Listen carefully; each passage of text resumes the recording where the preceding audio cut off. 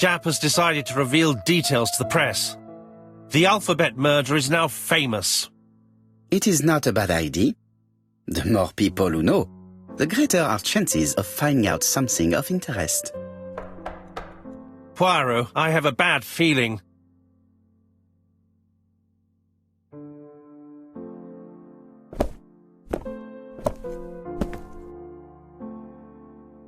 Poor Mr. Poirot, not so good at these little criminal matters as you thought yourself, are you?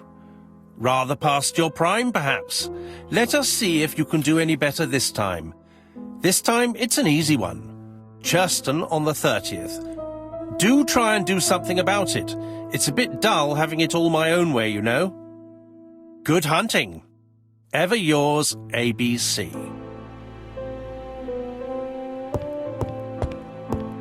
Good hunting. Did you hear that, Poirot? The murderer seems to be taking it all as a game, a challenge. He will strike on 30th in Churston. We must warn Scotland Yard.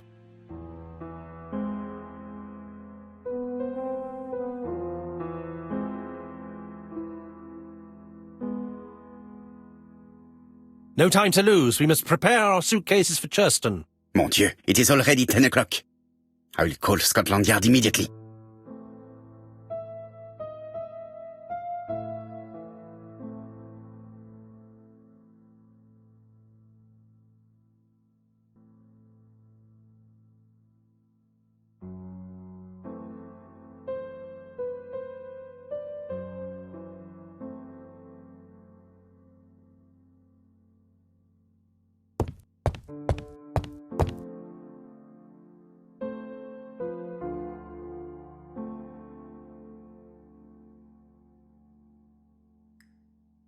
In his haste, Hastings tore the envelope.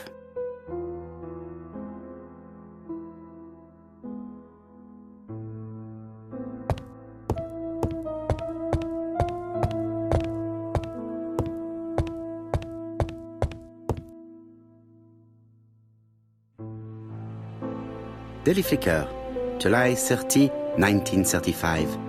ABC affair, no progress. The alphabet murderer is still on the run. Ever since the police found the connection between the Bexhill and Andover affairs, the inquiry has barely progressed. In this issue, we are publishing provocative letters sent by the killer to Hercule Poirot. Unfortunately, they have not yet helped to find him. Daily Flicker, July the 26th, 1935. The Bexhill Horror. Young maid strangled on the beach. Killer struck at midnight.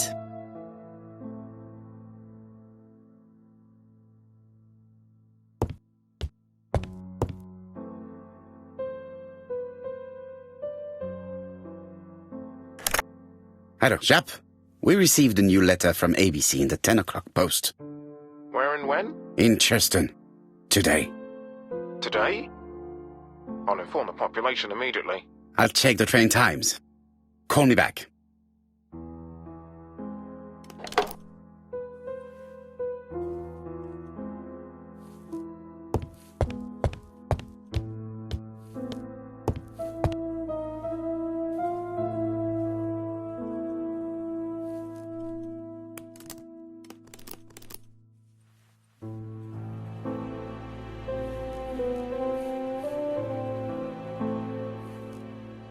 Hastings, what you are doing is an absolute disaster. That is no way to pack suitcases. Heavens, we must hurry. We have to get to Churston before the murder. Hastings' order and method are always necessary, regardless of the circumstances. Okay. I'll let you pack them. All the same, it really is a disgrace to leave your belongings in such a mess.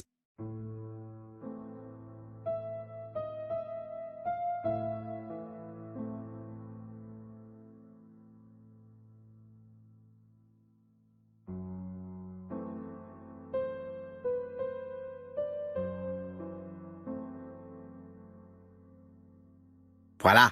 It only took a minute. Poirot, you were right. I've just consulted the ABC guide. There's no hurry. The next train doesn't leave till 11:45. You see, there is no need to hurry. We will not be in Churston until tomorrow morning, after the murder. But why has the murderer warned us so late? It's not what he usually does. Did he do it on purpose? Very good question, Hastings. We should also compare the letter we have just received with the other two, although I have very little doubt about what we will find.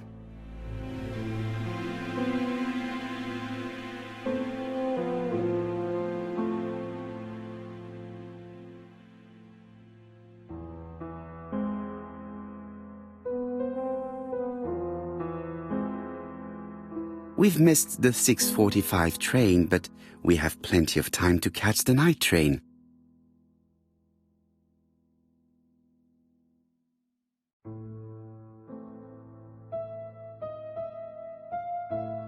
Hastings' photo album. He is very proud of his bag.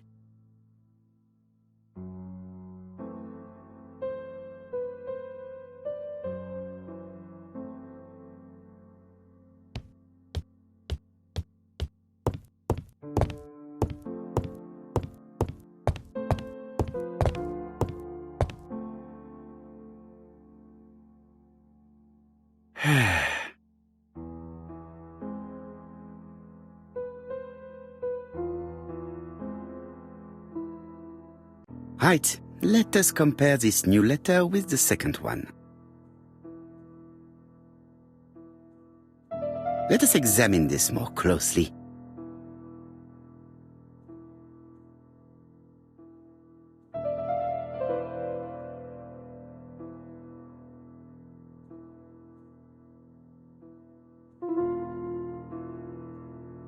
Certain characters in the two letters may have similar defects. Yes, the A appears to be quite unusual. That's right. The A characters in the two letters do indeed have the same defects. I have to find some other similar defects to confirm my theory.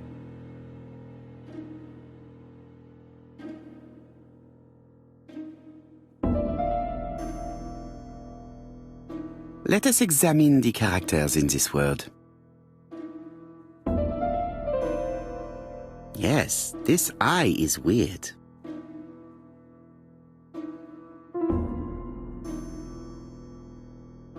Yes, the I characters in the two letters do indeed have the same defects. I have to find some other similar defects to confirm my theory.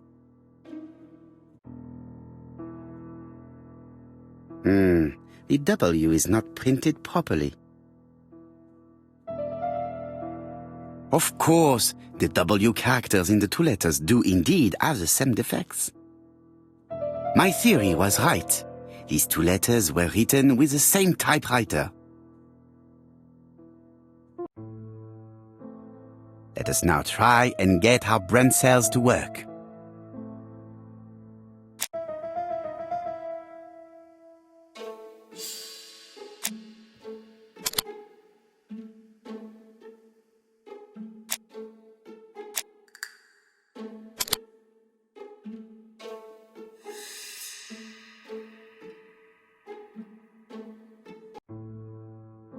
The letter should have arrived in time. The postmark shows that it was sent 3 days ago. However, our man made a mistake in the address, which explains the delay.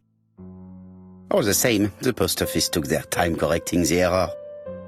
Come on, Poirot. Your address is not quite as well known as that of Scotland Yard.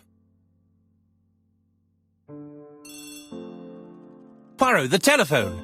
It must be Jap.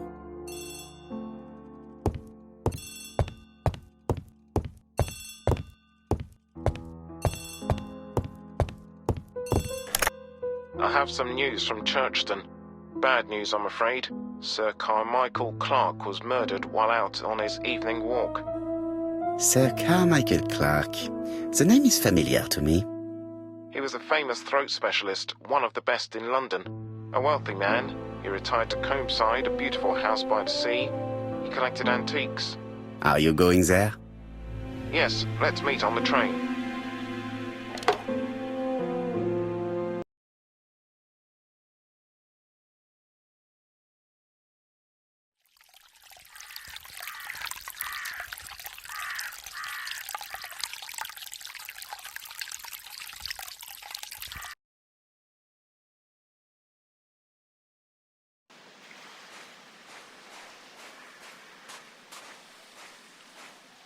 The victim is called Sir Carmichael Clark, one of the best throat specialists in London.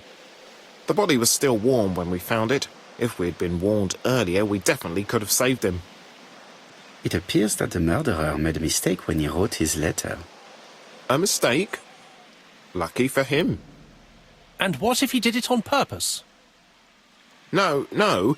He's defined his madcap rules and he's sticking to them. It's a matter of pride for him. Shall we go up to the house, Poirot? You go, my friend. I will come soon.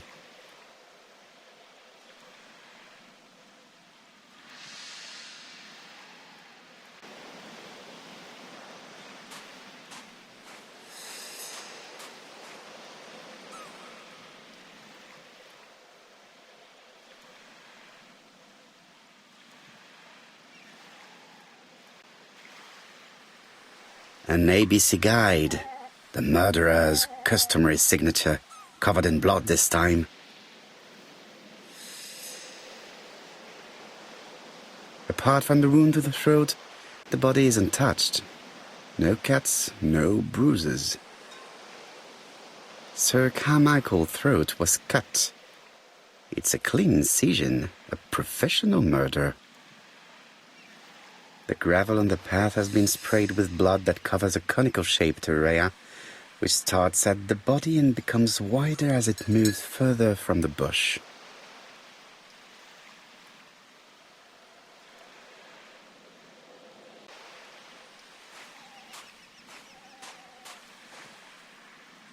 Jap has emptied the victim's pockets and has laid out their contents on this piece of wax cloth.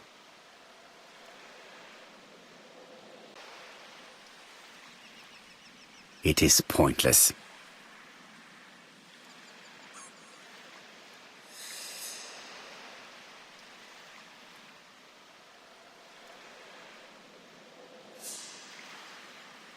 An oriental dragon. It's an old piece, much older than the pocket watch on which it was fastened.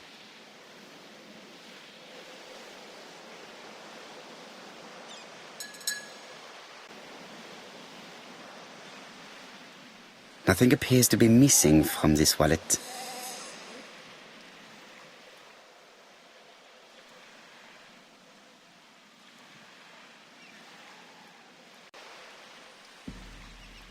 A signet ring, very probably with the Clark family's coat of arms.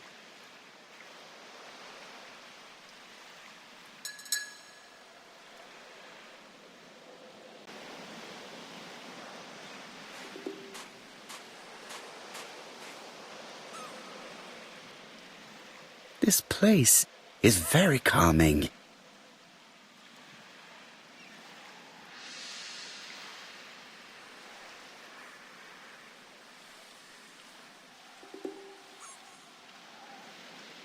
The site is exceptional. It is easy to imagine that Sir Carmichael used to enjoy stopping here every evening.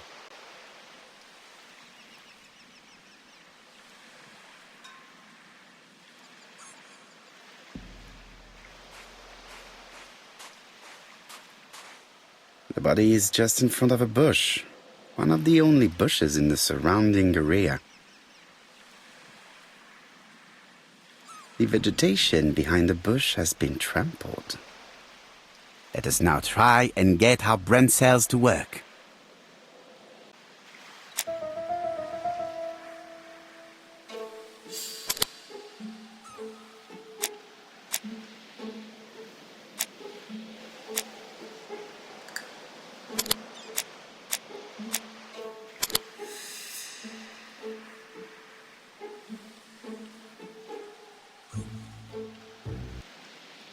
Sir Carmichael had his back to the bush when the killer cut the throat from behind. A fatal blow that sprayed blood over a range of more than 1 meter. Let us now try and get our brain cells to work.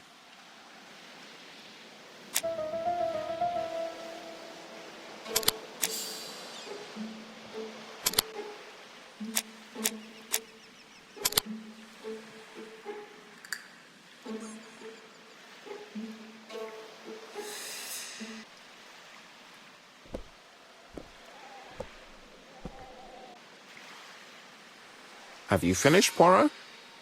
Chief Inspector, many questions remain unanswered, but I am certain of one thing.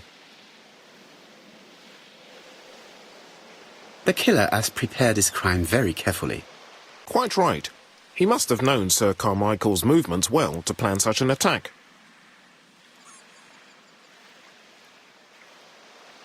The murderer struck with terrible savagery. Yes, blood flowed. It's the first time he's attacked a man. He armed himself accordingly. Have you spoken to the victim's family, Chief Inspector? I've spoken to the brother, Franklin Clark. I didn't get much out of him. He's yours. I must get the body removed.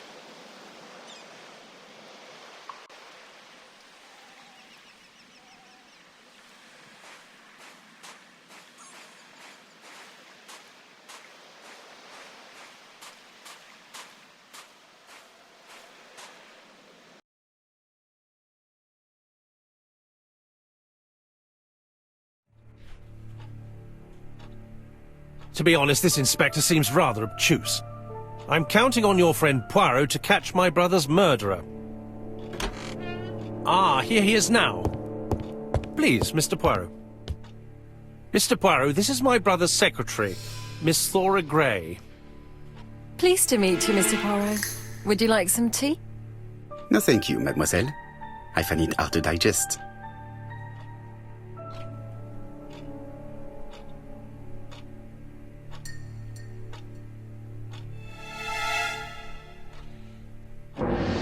There is something very viril about him.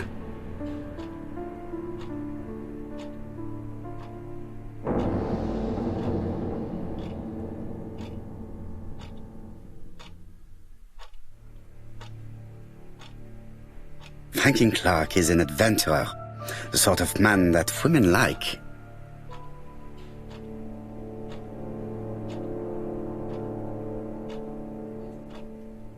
There is something elegant about her.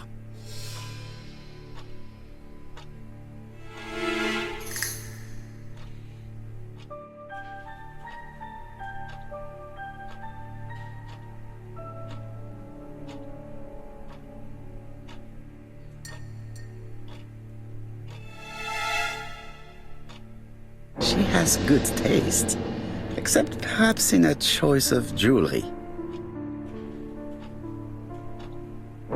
Please excuse me, I have to take care of Lady Clark.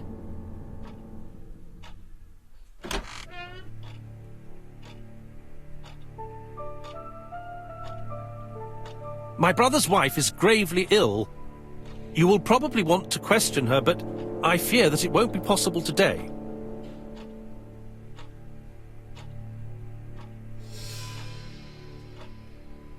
Of course, I understand. Someone set a trap for your brother. Who was familiar with his habits? Everybody knew he took his evening walk at 8:30, and that he always followed the same path.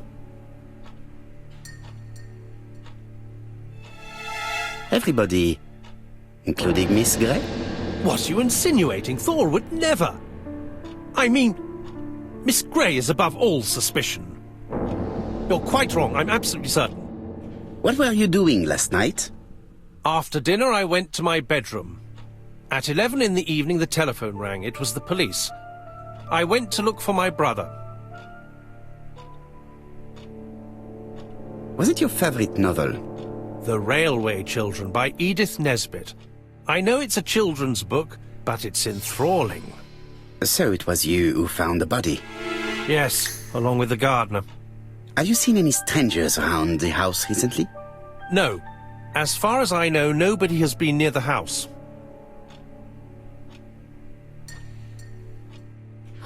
Miss Clark. Oh, Lady Clark must have fallen from her chair. I have to help Miss Gray get her up. Hastings, while our host is gone, let's examine the drawing room. But, Poirot, a gentleman shouldn't... I take full responsibility. All you have to do is to leave the drawing room door ajar and let me know if anyone is coming.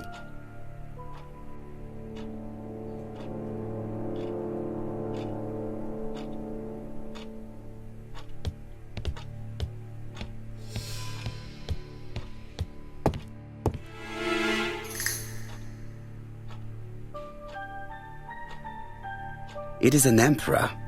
His place at the center of the table is probably symbolic.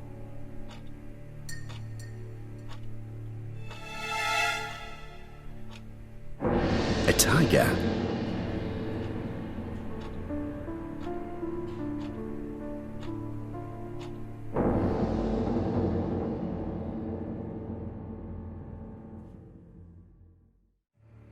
Comside's private collection, purchases since 1920. The catalogue for Sir Carmichael Clarke's collection.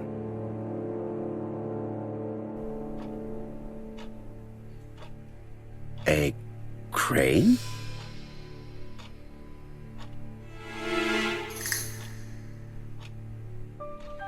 A dragon.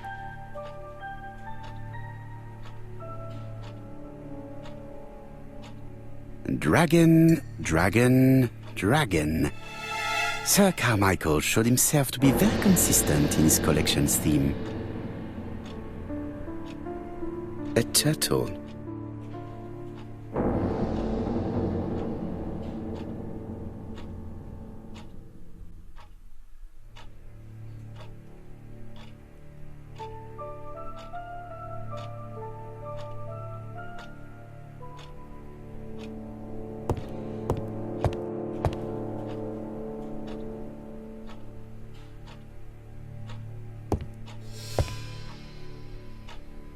The interior is richly decorated.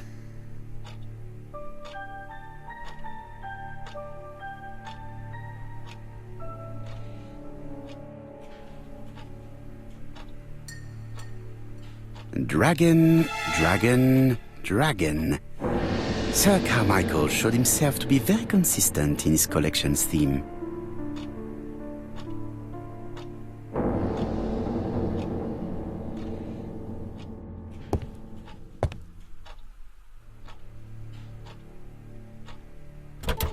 It's locked.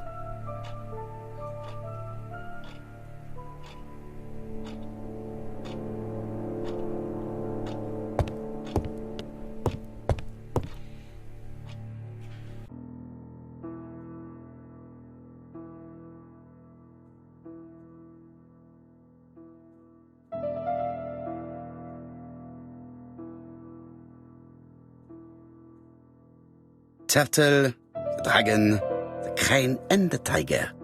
I think I've already seen this motif somewhere.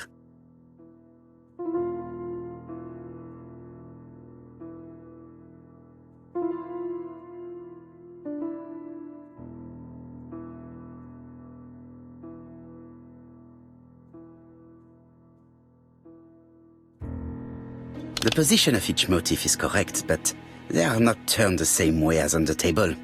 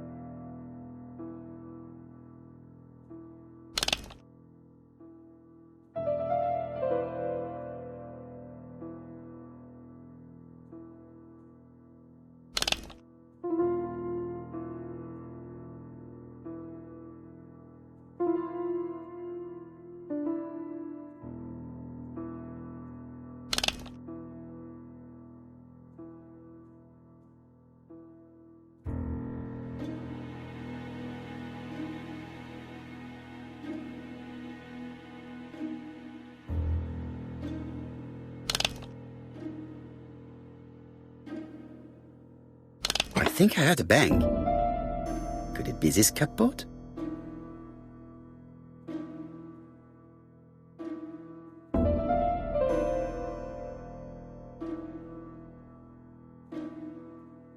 This is interesting. interesting.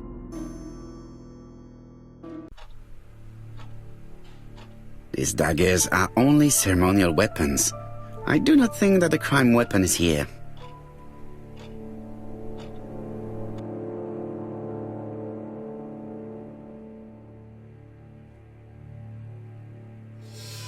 Ernest Logan, MD, Brighton Cancer Institute, 201 Dusk Road, Brighton, Sussex.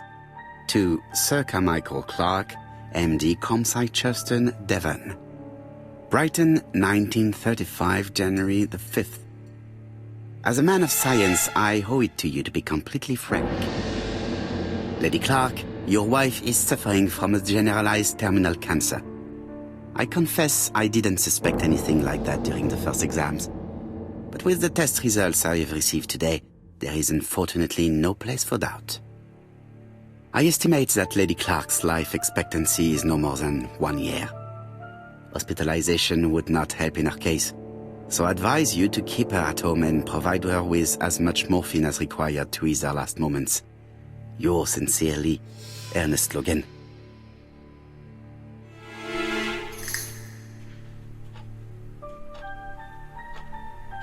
Here's Miss Gray. Sorry to keep you waiting. Lady Clark's condition requires regular care. I believe you want to ask me a few questions. Indeed, mademoiselle. This porcelain is remarkable. Is it old? It's about 3 centuries old, I believe. Wait, let me find the reference.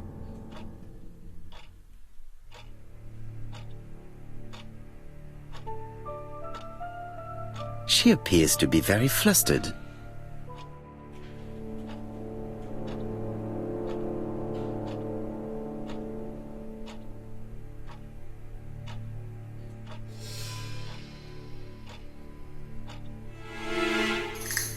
She's unable to hide her emotion, and her makeup has been disturbed. I think that this young woman has just been kissed. Here? Teapot with black dragon, Yangshi period, end of the 17th century. It is a rare piece with unusual colors. You have a good knowledge of art history. Acquired while working with Sir Carmichael. I used to help him manage his collection and choose his new acquisitions.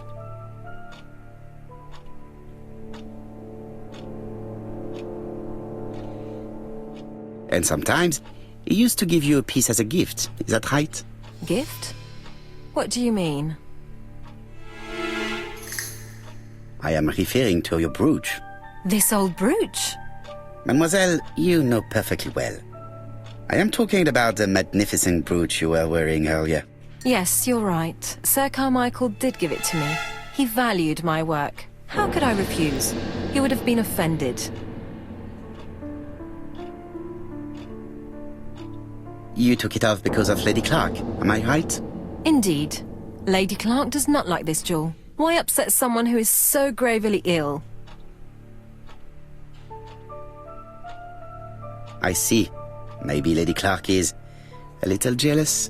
Mr. Poirot, do not be mistaken. There was nothing going on between Sir Carmichael Clark and myself.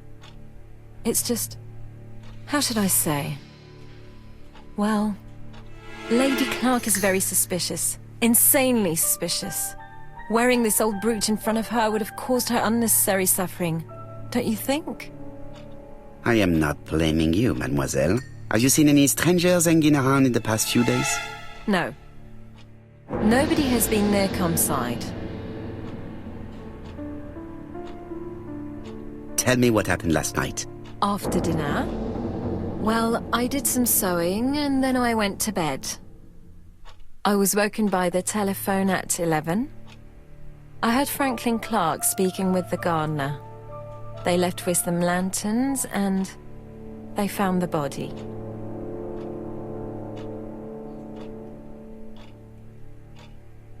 Am I right thinking that something is going on between you and Franklin? How dare you ask me such a question?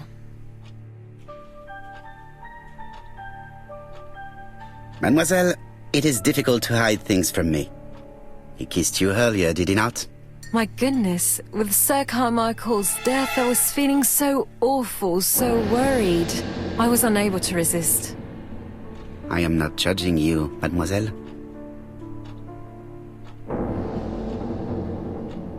Miss Grey, if I may be so bold, please do not take offence. My friend has rather unusual methods, but all he wants is to find the murderer. Yes, I understand. I must rest. Please excuse me. Earlier, you asked me to watch the living room door for you. I don't wish to be indiscreet, but sometimes a gentleman stumbles upon a secret without intending to. That is sometimes the case. And I saw Franklin Clark kissing Miss Grey at the foot of the stairs. Do you think this is a common occurrence? No, I saw emotion, intensity. I think it was their first kiss. Well done, mon ami. Well spotted. However, I don't think I completely understand this business. Why did Sir Carmichael not defend himself? He appeared to have been active and strong. The murderer did not give him a chance. Let us try and reconstruct the scene.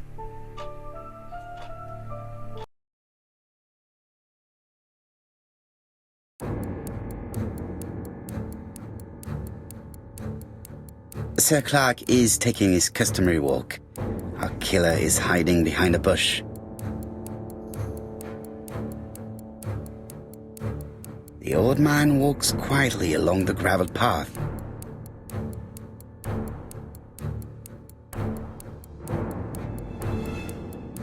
Then he turns towards the sea to gaze at it.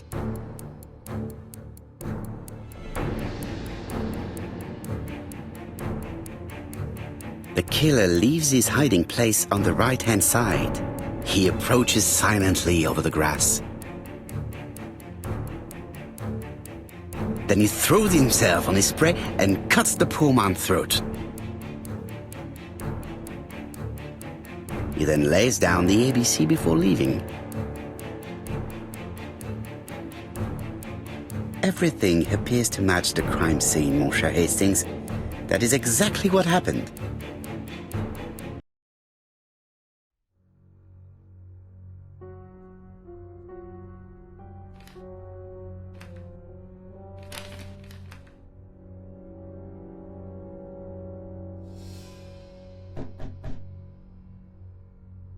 Oh, just a minute. I'm getting dressed.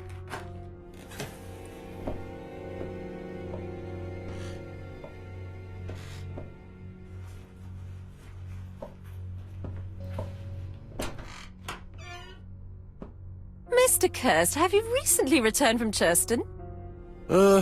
Yes, indeed I have. Have you seen the papers? And to think that you might have rubbed shoulders with the killer. Imagine that. Mr. Kirst, are you all right? You don't seem well. My apologies. My throat is burning and my head feels heavy. It's ever since the war, you know. Since my injury, my head has never been the same.